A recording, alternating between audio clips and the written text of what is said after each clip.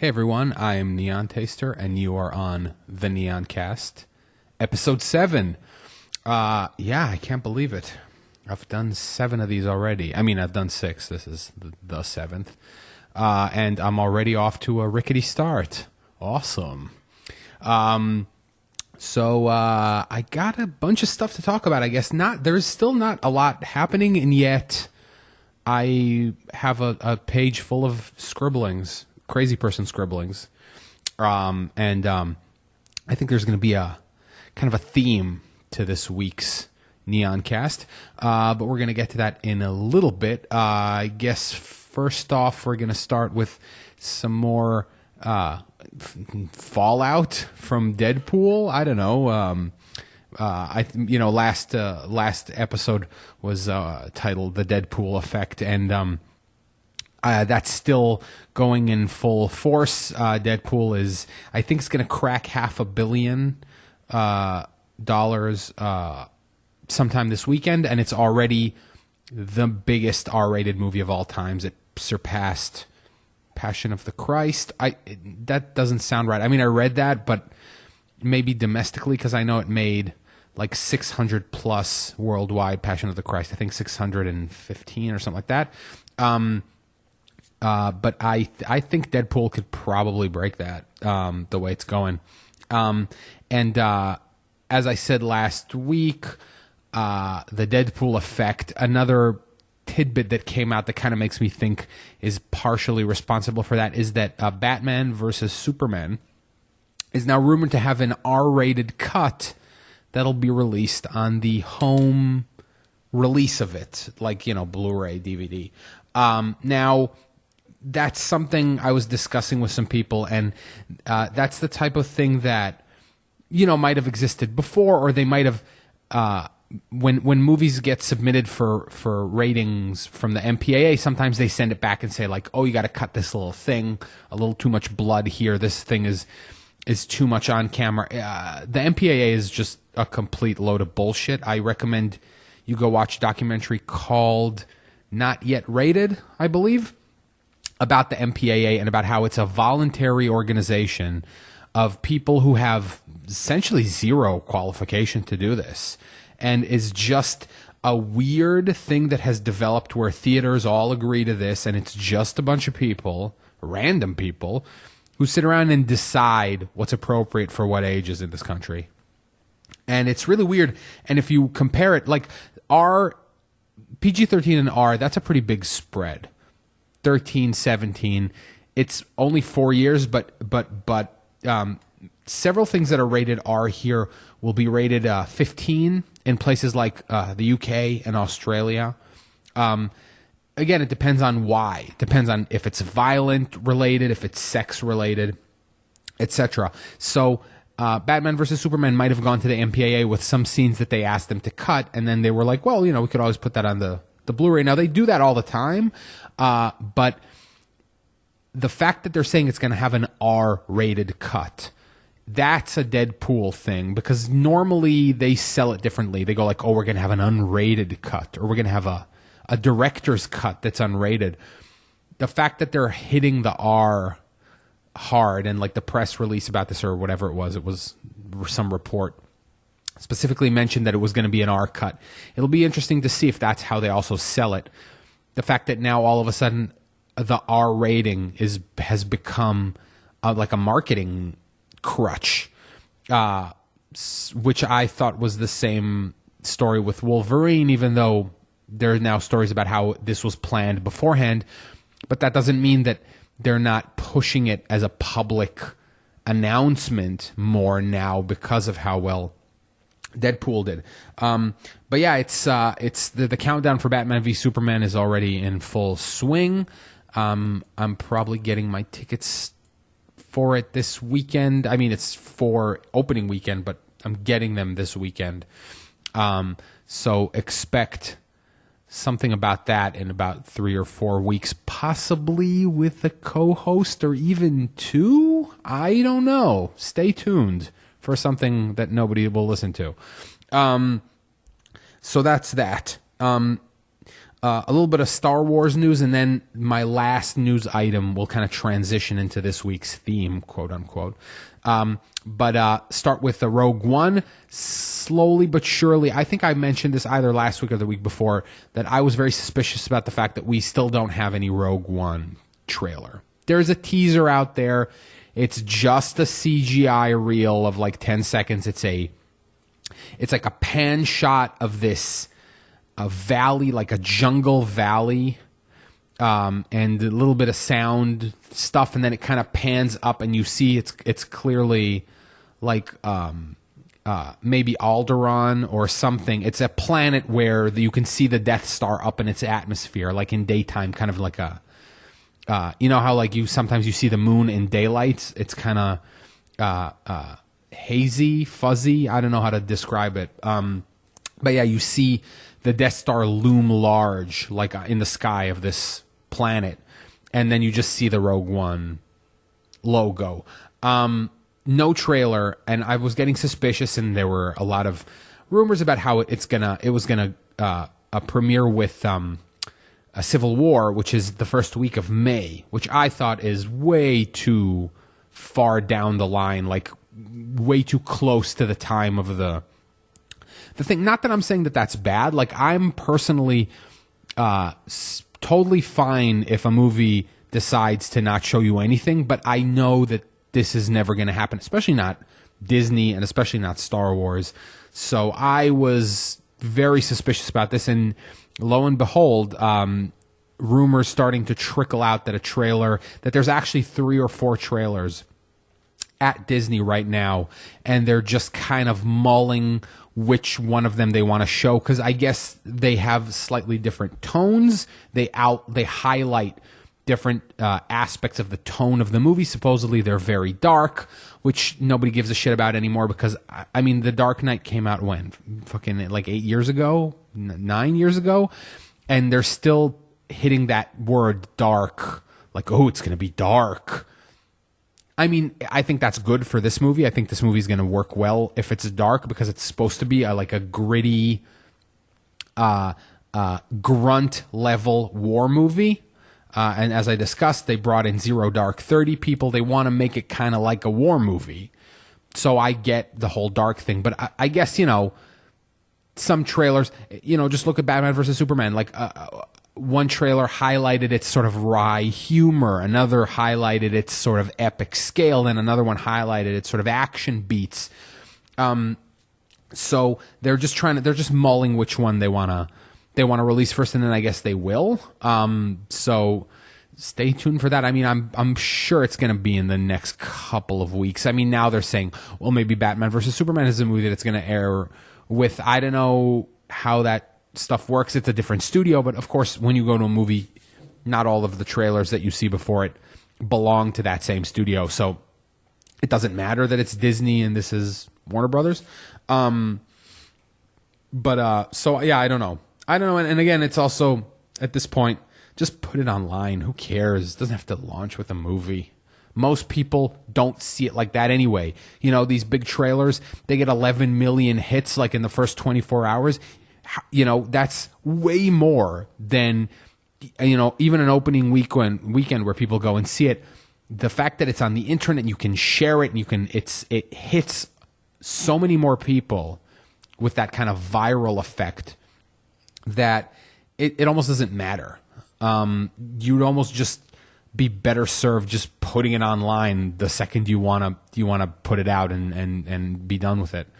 So we'll see what happens with that. And in other Star Wars news, a little bit, a few set photos starting to leak out from the filming of Episode 8, which is going on right now under the masterful eye of Rian Johnson. A little bit of set photos from that, spoiler alert, island at the end of Force Awakens. The little teaser thing that Disney put out showed that ending scene with Rey and Luke again, seemingly in different weather conditions. It looked like it was sunnier, whereas the ending of Force Awakens, it's like an overcast day that they shot on. But I guess just more on that island. And also they're filming in somewhere in Eastern Europe, Serbia, Bulgaria. And there were just a few very minor set photos that actually made me kind of excited, because a thing that I'm really looking forward to seeing more in this universe is mid-level urban areas. It's something we haven't really seen. The closest we've come is like Mos Eisley, which isn't particularly busy. It is a little bit in the special editions. They kind of busied it up a little. But for the most part, Mos Eisley is just like a small bumpkiny town. And then you go to Bespin, which is like it doesn't feel like a city. It feels like a big spaceship. And then you go to like Coruscant in the prequels. I want to see just a regular city. And the pictures that I saw from, and now I can't remember where it was. I think Serbia. I might be able to click through and find the actual places I'm talking about. This were kind of like a street that they did little set extensions to. Like they took the street that's built with like really cool like old brick buildings, like stone masonry buildings, and just augmented them a little with kind of futuristic-y touches. And I was like, that's awesome. Like I really like that look. I really like the fact that we're going to see it's not just desolate, because Force Awakens, again, it was, desert planet, another desert planet, an ice planet. Here's a jungle planet where there's a little thing that's in the middle of the jungle and there's nothing around it. Everything's very sort of rural and wild, which has always been a big part of the Star Wars vibe. It's a futuristic universe, but everything is spread out to the point where it's kind of almost like frontier living. Like it's not. Like little farmsteads and little outposts and stuff like that. It's Croatia where they filmed, not Serbia. And yeah, like I'm looking at it right now, and it's like an old street. Looks like maybe, like a street that has buildings that are a couple hundred years old with like old stone buildings, and they just put these little doorways in with little like digital displays on them, and it looks very original Star Wars. That's the best way I can describe this. It looks very much like something that you would see in the original trilogy, which is obviously a good sign. But that's about it, and there's still a long way to go before we ever see this movie. I mean, we're still talking about Rogue One and how there's nothing out from that yet, and this is a full year after that. So I'm sure, there's going to be a lot of leaks and a lot of whatever. I even read a story that they were using these drones. They're planning on shooting down drones with their own drones.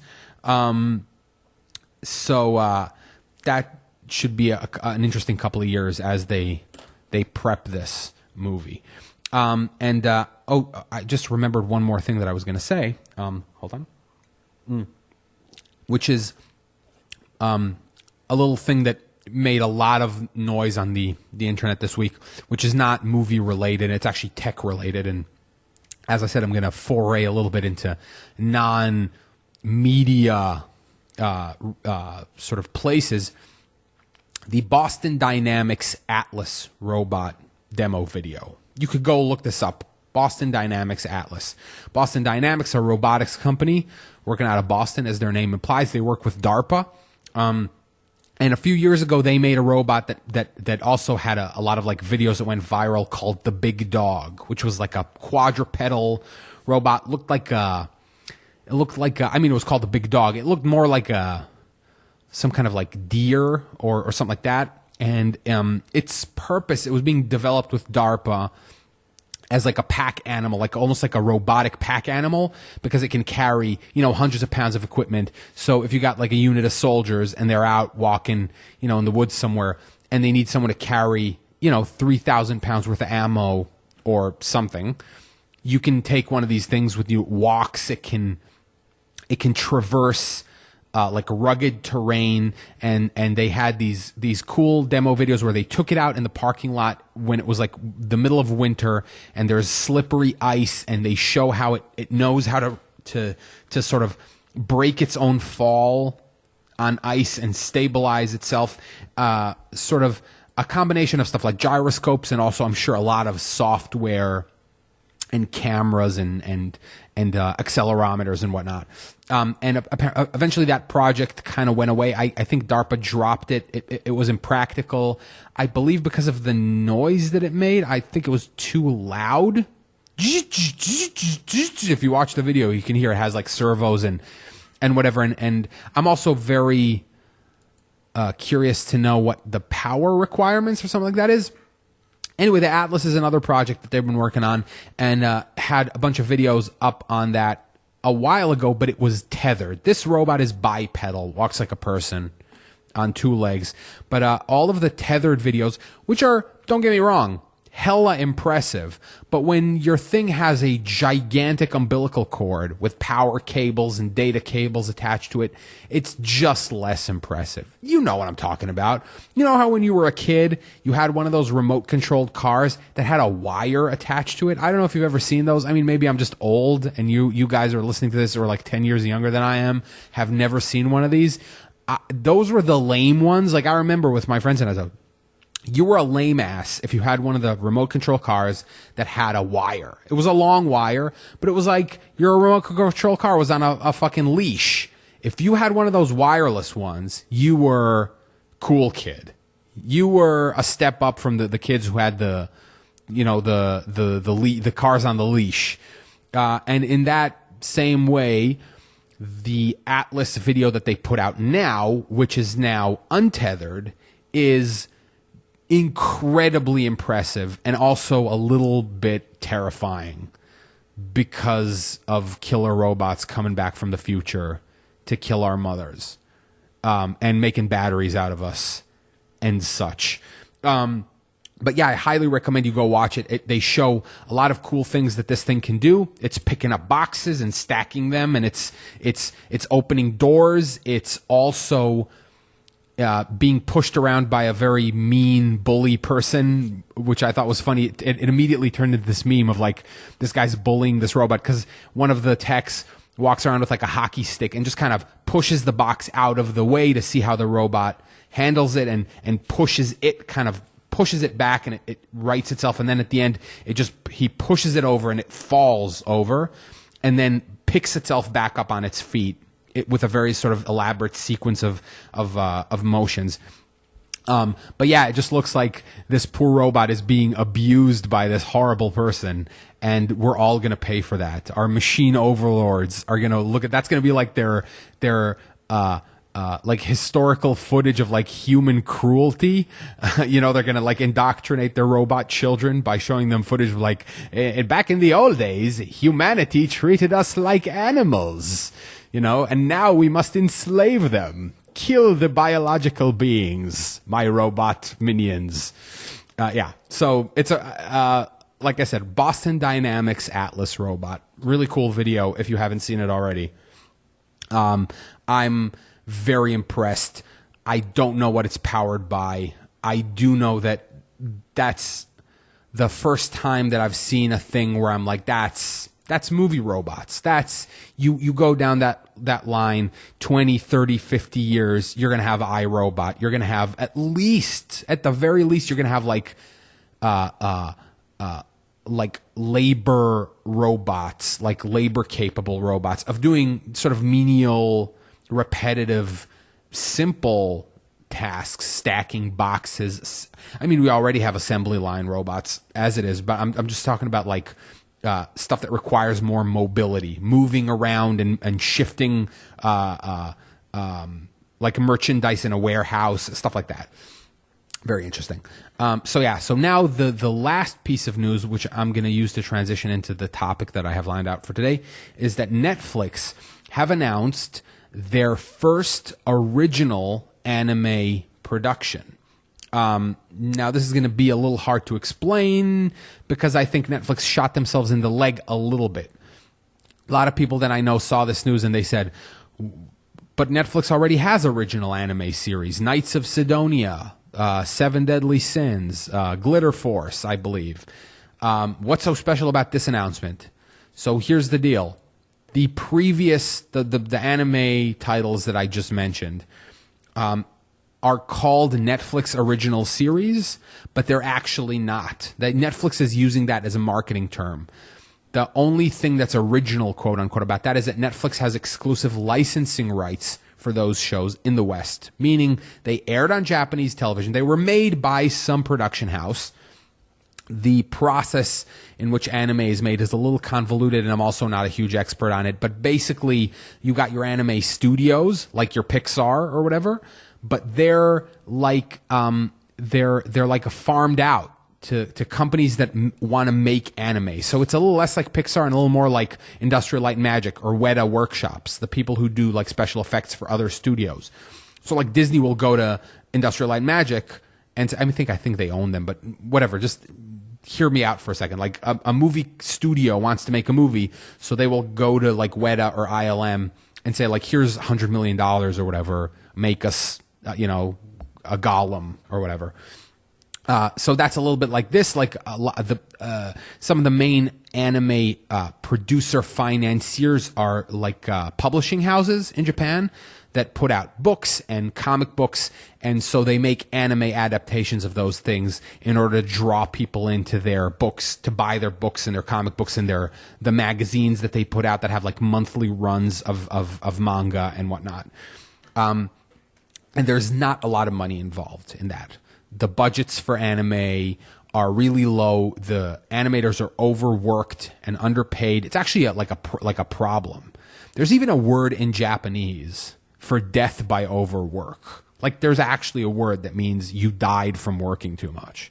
But so anyway, Netflix, when Netflix first came to Japan a year ago, and announced that they were licensing Knights of Cydonia as their first quote unquote original show, I immediately thought to myself that this could be the first sign of a eventual like Netflix actually financing their own show. And here it is. Apparently Netflix are working with Production IG, which is a fairly famous anime studio that has a pretty illustrious history. Their current state is a little, they're not as big as their like former glory. It's still a very solid studio in my mind. They could have easily went to a studio that's notorious for being awful, but basically financing their own show. It's going to run only on Netflix, including in Japan. It's not going to run on any TV. It's kind of like Orange is the New Black or House of Cards. Way more than it is something like Lillehammer, which was also a Netflix original series, but actually aired in wherever it was, Norway, and then Netflix brought it to its platform and made it available to like a global audience by doing that. But this is something that they're making. Now, here's why this could be really good. It's because anime, like I said, is made for a shoestring budget that Netflix can easily afford to outbid easily. I mean, I believe $100,000 an episode for an anime is a good budget, like a good plus, meaning you can put out something that's pretty high quality, has good animation, doesn't have to cut corners with stuff for $100,000 an episode. An episode of House of Cards costs $5 million to make. That's 50 times more. Is it 50 times more? I think it is 50 times more. Yeah, I've been drinking slightly, so yeah. But anyway, they are used to spending way more money on their original content. They could probably spend $100,000 an episode on a 12-episode anime, which this show is. It's called The Perfect Bones, by the way. It's an original concept. It's not an anime adaptation of a comic or a book. It's something that's being preconceived as an anime. And I'm not going to get too inside with this and tell you like who's behind it or whatever, because you probably don't care. But they could easily afford to pay $100,000 an episode times 12, like 1.2 million. That's, like I said, that's not even, that's like what, a third, less than a quarter of a House of Cards episode for an entire season.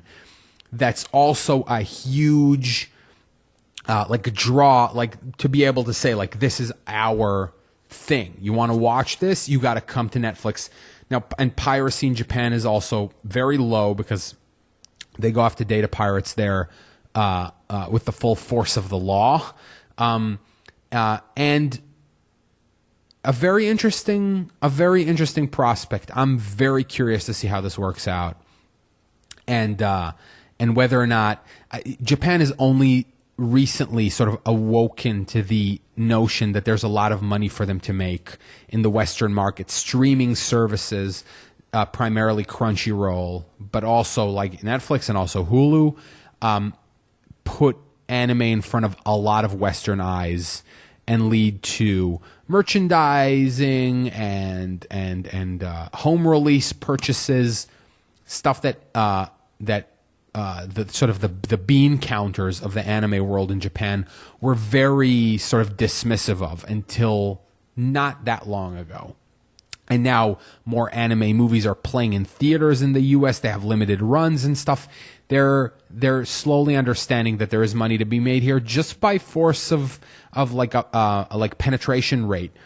Like if you're going to get, just because there's so many people, if one in 10,000, buys the Blu-ray, that might be sort of a low number. But if 1 billion people watch it, then even 1 in 10,000 ends up being a lot of people. So an interesting thing to pay attention to, The Perfect Bones. I'm sure Netflix will push the hell out of it when it's finished, when it's coming. I don't know exactly what the timetable for this is. It was just announced the other day. And that is going to lead me into my topic for this week, which is anime, which is a passion of mine and something that a lot of the people that I talk to and interact with online and even not online are just completely don't understand. They don't get it. They either don't get it or just they don't know like where to start or how to view it, and most of it is based on either not knowing, sort of going off of like sort of pop culture, the Western pop culture view of anime, or simply sort of a bad experience. A lot of the anime that's very famous and went around a lot isn't very representative. Now, we'll start with this. Anime is not a genre. That's the biggest mistake I see that people make about it. They assume that it's a style, it's an art style. And that isn't even entirely true. The way I like to think of it is it's a medium, okay? It's a medium through which you can tell stories, and you can tell them in different ways. I mean, animation is a medium. The difference is that in the West, animation is primarily used to tell certain kind of stories. Family-oriented stories, children-oriented stories. Never something like horror, never something like heady science fiction or extremely violent stylized action or touching adult-oriented drama or comedy. It has a very tight niche in Western media, whereas in Eastern media, like in the Asian market, it occupies a whole spectrum of different kinds of shows, movies, the comic books as well. Very diverse in terms of both their subject matter and their target audience. There is, of course, anime that's for children. A lot of it is. There's also anime that's primarily aimed at girls or women, and also at boys or men. There's terminology for this and different sort of stylistic conventions for each of these things. But that's obviously not universal. Like there's a lot of like genre bendy, genre breaky things, which is another thing I love about anime. Like, oh look, it's a show about little girls. You think it's going to be a cutesy, fun time children's show, but it's actually takes a really dark turn. The point was like to subvert your expectation and make something like psychological and very sort of heavy that on the surface looks like it's going to be something completely different. Madoka Magica, a good example of that. Even something like Gunslinger Girl, which if you look at pictures of, looks like it's going to be a very anime-y show about little girls who are assassins in Italy, and turns out to be this incredibly depressing psychological exploration of how the government brainwashes children to do its dirty work for it, and the toll that it takes on them and on the people who are like their handlers. Really sad, beautiful show that if you look at pictures of, like the cover for the Blu-ray or whatever, if you just Google Gunslinger Girl, you will not be able to tell what it is that you're going to get just by looking at like an image of it. So I thought I would just name some anime that you could watch if you're not really an anime person, if you don't know where to start, if you're a little curious about it, because I say to people who don't like, people I know, and we share a lot of likes, and we like the same movies and the same shows and the same books, but they're not into anime at all. I say to them, look, you obviously know that we like a lot of the same stuff, so maybe you could take a chance and dive into something that's completely new for you, based on the faith that because we have very similar tastes, maybe I see something in it that you could too. So I actually picked ones that are I think are easier entry points than others. Obviously, some anime is very anime-y. It's full of like anime tropes, and there are stylistic conventions and stuff. And some anime is more for people who are sort of deeply within the genre, and others are not. I also think it takes a little bit of time to get to know, a little bit about Japanese culture to better understand some of these things. So I actually picked ones that aren't like that. I picked ones that would be easy for you to pick up and just watch, even if you don't know anime. And I also I wrote some pointers to maybe like entice you into watching it. So I guess I'm just gonna do this and see how it goes. So number 1, Black Lagoon. Okay. So I guess what I'm gonna do is I'm gonna name a show. I'm gonna tell you a little bit about it, and then I'm gonna tell you why you might like it, or what things you might like. If you like thing X, you might like this show. However, I'm supposed to phrase that fucking sentence and just completely failed. Anyway, Black Lagoon. It's available for streaming on Hulu, so you could go watch it on Hulu right now. I believe in both English and Japanese. That's a personal preference thing. I watch everything in Japanese these days. I'm studying Japanese officially, so I do it also as practice. But I also try to pick shows that I either know firsthand or secondhand that have good English dubs, because some of them don't, but some of them do. This is one that does. This is one that famously has a very good English dub, and it's very dirty. This show is very adult. The basic premise of it is this: it's about a Japanese businessman. He's like a company man. He works for some kind of international sort of conglomerate, but he's basically a suit, and he's sent to like the Philippines. He's sent somewhere like somewhere in like East Asia or Southeast Asia to do some kind of task for his boss, and ends up falling in with this team of like international like mercenaries.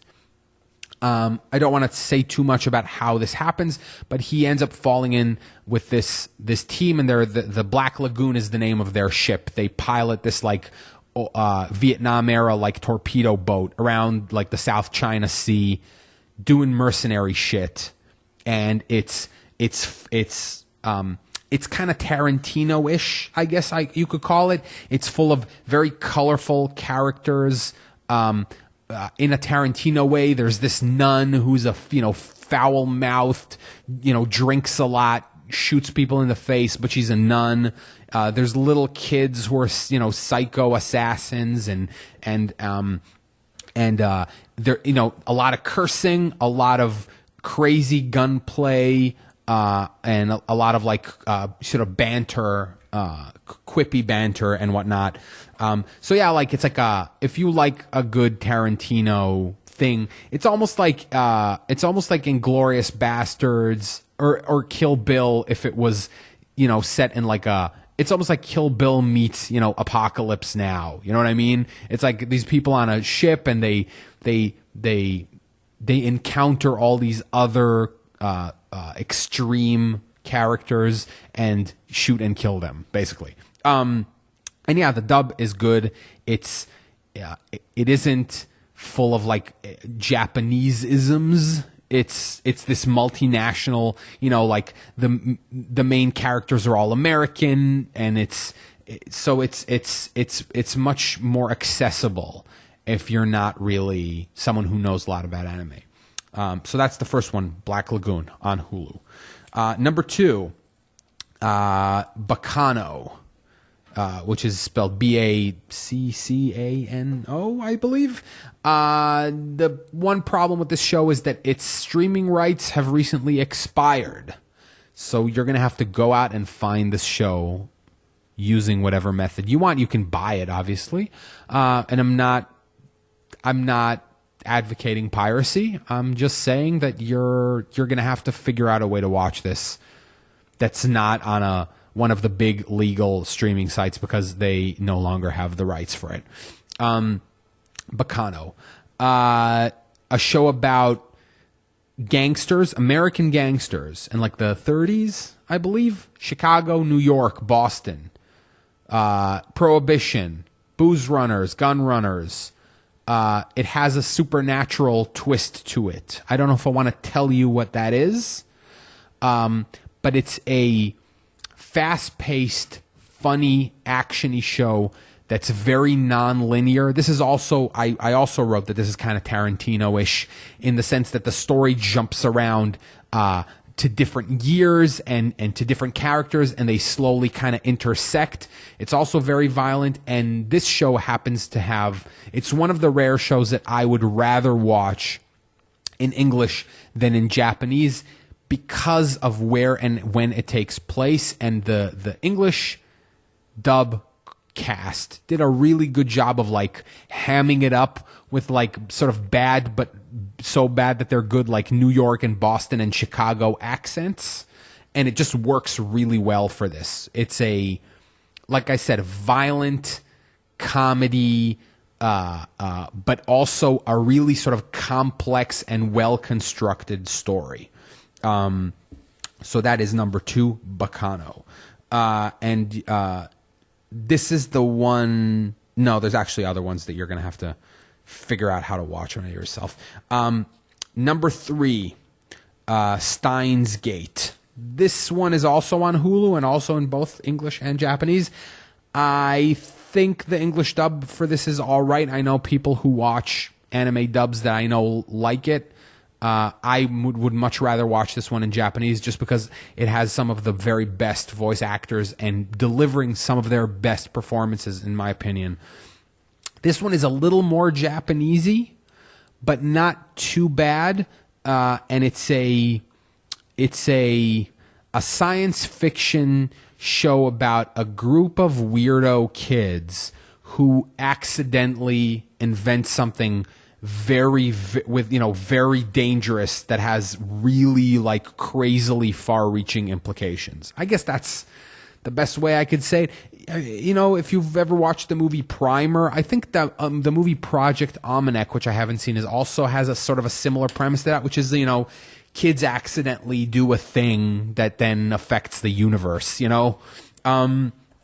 It's a good show. Oh, I wrote down The Butterfly Effect. I mean, I like that movie. I know the Ashton Kutcher factor maybe doesn't help it too much, but I still like the premise of that movie. And I feel like there are sort of similarities here, again, without revealing too much about what Steins Gate is about. Steins Gate also kind of takes a little bit of time to sort of to sort of pull back the curtain so that you understand what's going on, which is another thing that I personally like, which is why I'm reluctant to reveal too much about it ahead of time. But it's also, by the way, all three of these shows, Black Lagoon, Baccano, and also Steins Gate, are also very good-looking shows.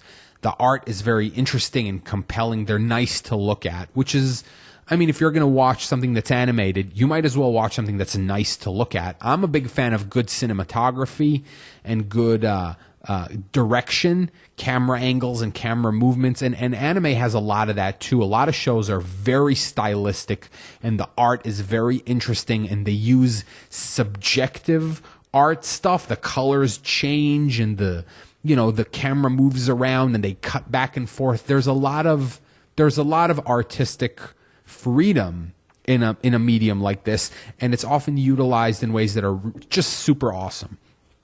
So that was Steins Gate. Number 4 is a show called... Okay, so before I say this, I'm not a giant fan of all of these shows. These 3 that I just mentioned, I'm a huge fan of. I'm also going to list a few movies in a bit that I'm also a fan of, but I also picked some shows that I personally don't fall head over heels over for, but I know are solid, and I also know tend to strike a chord with people who are sort of new to anime or just very casual anime viewers. And this next one is one like that. Psycho-Pass, it's called. And it's made by the way, Production IG, the studio that Netflix is working with to make their original show. Psycho-Pass is a good show. It's by no means bad. It's just... It pales in comparison to the Ghost in the Shell series, which I think closed the book on the concept of, it's police in the future and they deal with future crimes or whatever. But this show has a very interesting premise. It reminds me a lot of Minority Report, also maybe Equilibrium, which is a movie, a kind of an underrated movie with Christian Bale that not too many people know. But the premise of Psycho-Pass is it's in the future. It's in a sort of a dystopian Japan where people are constantly monitored for something called a crime coefficient. There's basically a big supercomputer that monitors everyone at all times and detects your potential to commit crimes based on like your emotional state. Okay? So, and then it's about cops in that world, and they have to go out and be like, your crime coefficient is too high, so you get arrested. You didn't do anything. You're just super stressed out, and your crime coefficient goes up, meaning your potential to commit a crime is high enough for them to remove you from society. And it's a really interesting show. It has some really strong dramatic moments. That has a good protagonist. It's also on Hulu. I don't know how good the dub is for this show. It does exist. Certainly, you could go watch it in English if that's your thing. I believe that all of the things I mention here are available in English to certain, to varying degrees of quality. But whatever. If you want to watch it in English, you can. So yes, Psycho-Pass on Hulu. Minority Report, Blade Runner was what I wrote. It's kind of cyberpunky. It has some interesting tech, and it has some interesting twists on this. It takes this world, like I said, in which sort of your emotional state is tied into your potential to be disruptive to society, and does some cool things with it. Shows some cool things that happen within this sort of playground. It has a second season. It also has a movie that comes after the second season. I haven't seen the movie. The second season is all right. Goes a little bit off the rails in its sort of latter part, but still worth watching, I think, because, like I said, it explores, it tests the limits of its own premise, which I always like. I like a franchise that invents a world and then says like, well, let's try and bend and break the rules of the world that I invented. And this does that a lot. So yeah, definitely another one that's good watching. Now, for my number 5, I'm going to list 3 different shows because there's not much to say about all 3 of them. And they're a little different and stuff. So I'm just going to give a a quick recap on each of them. One is a show that I already mentioned, Knights of Cydonia, which is on Netflix. It's the first show that Netflix licensed. It is a 3D, it's a CGI anime, which is something that's slowly pervading. Anime purists hate it. I typically don't like it. Sometimes the combination of 2D and CG, like traditional hand-drawn and computer animation, is very jarring. This one does away with hand-drawn and does everything in CGI. I find it works well for this specific show because it's far in the future. It's very weird. It's kind of like, how am I going to describe this show? It's far in the future, and humanity, there's only basically one big sort of city ship that's humanity's last bastion and is being hunted by these aliens that want to just, kill all humans for whatever reason. It's almost a little like Battlestar Galactica, but it's a mecha show. It's like, robots battling these aliens and stuff. Yeah, on Netflix. You could check it out. It also has a second season. It's also not as good as the first season. But the first season is sort of very tense. It has some insane cliffhangers, and some big twists and stuff. It's cool, and it's very weird.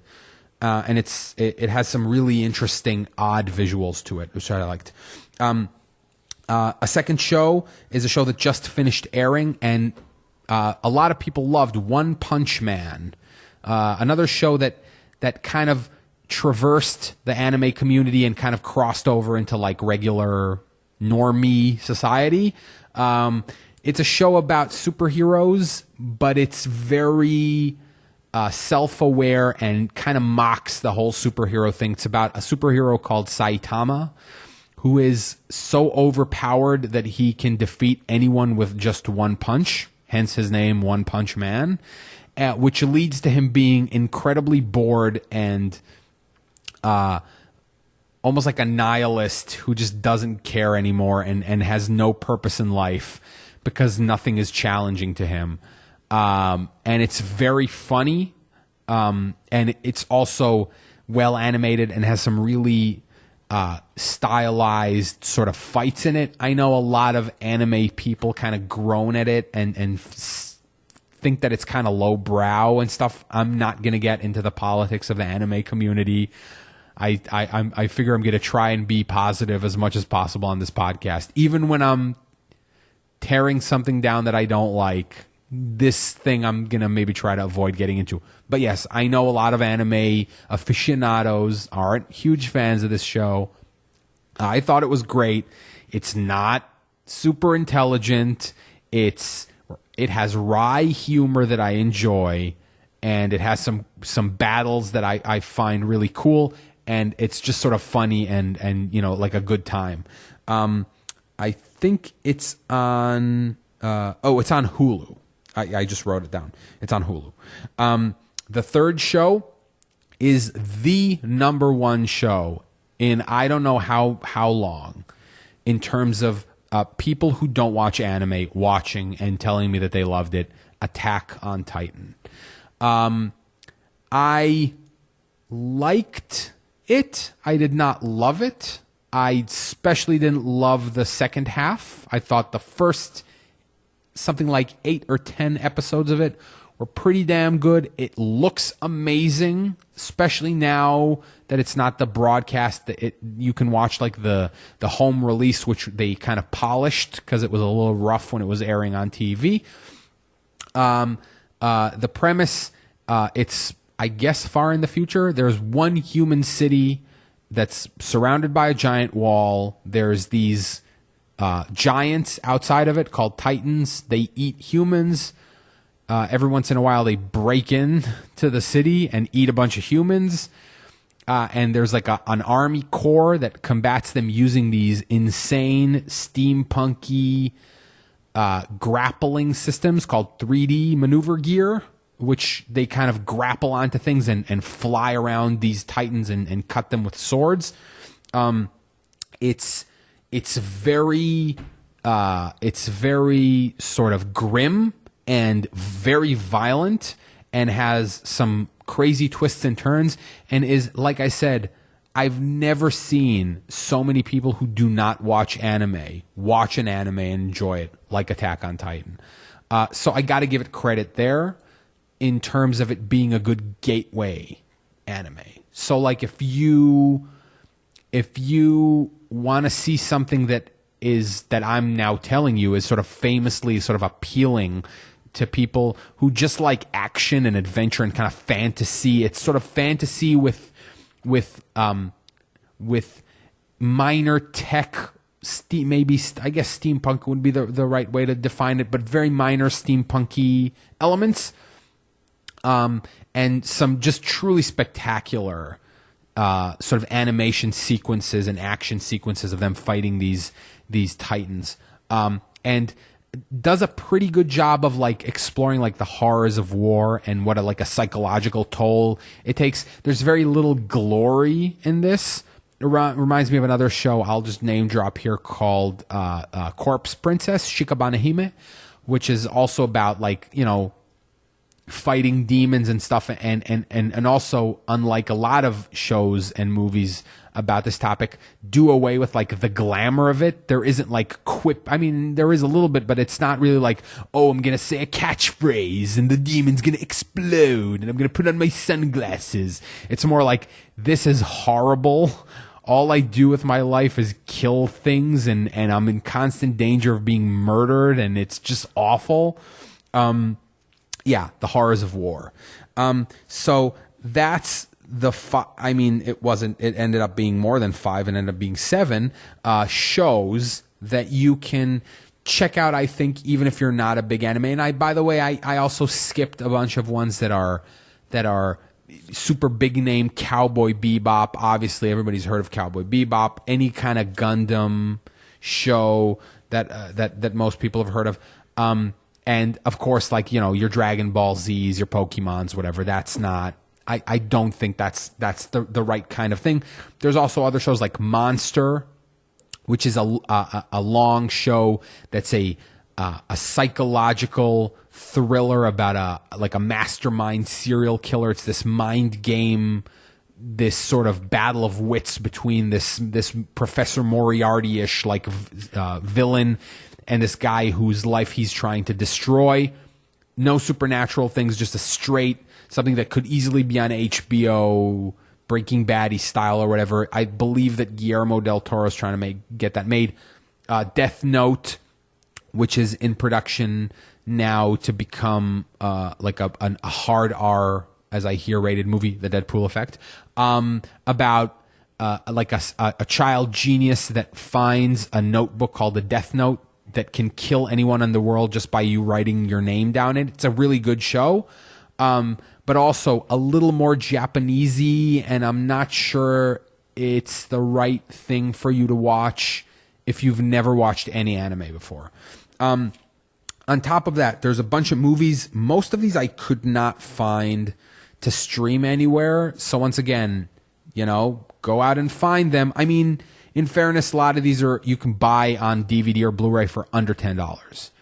Paprika, which is so Satoshi Kon. Let's take a minute to talk about Mr. Satoshi Kon, the late Satoshi Kon, a genius anime creator who died of brain cancer at a way too young an age and left a way too small of a repertoire of works.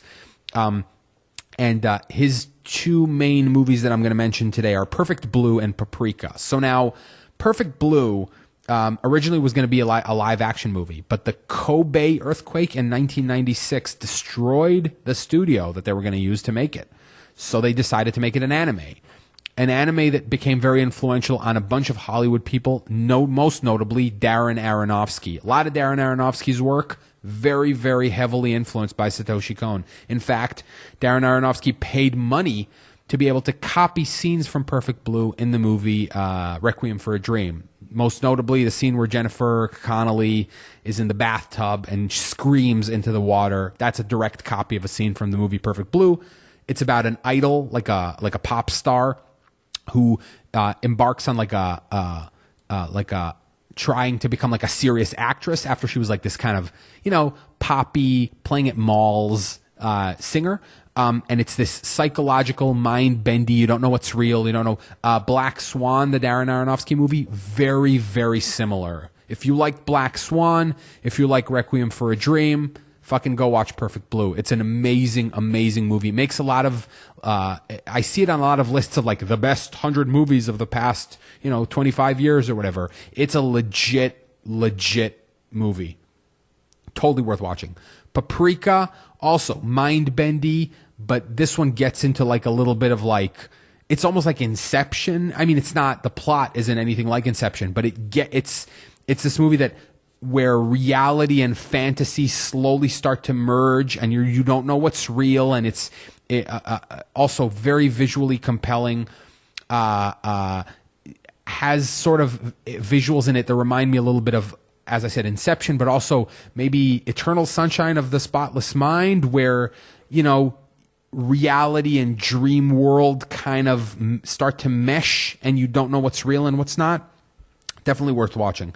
Obviously the Ghibli movies that are sort of very famous, Spirited Away, Kiki's Delivery Service, Princess Mononoke, Howl's Moving Castle. I mean, Spirited Away won an Oscar for Best Animated Feature.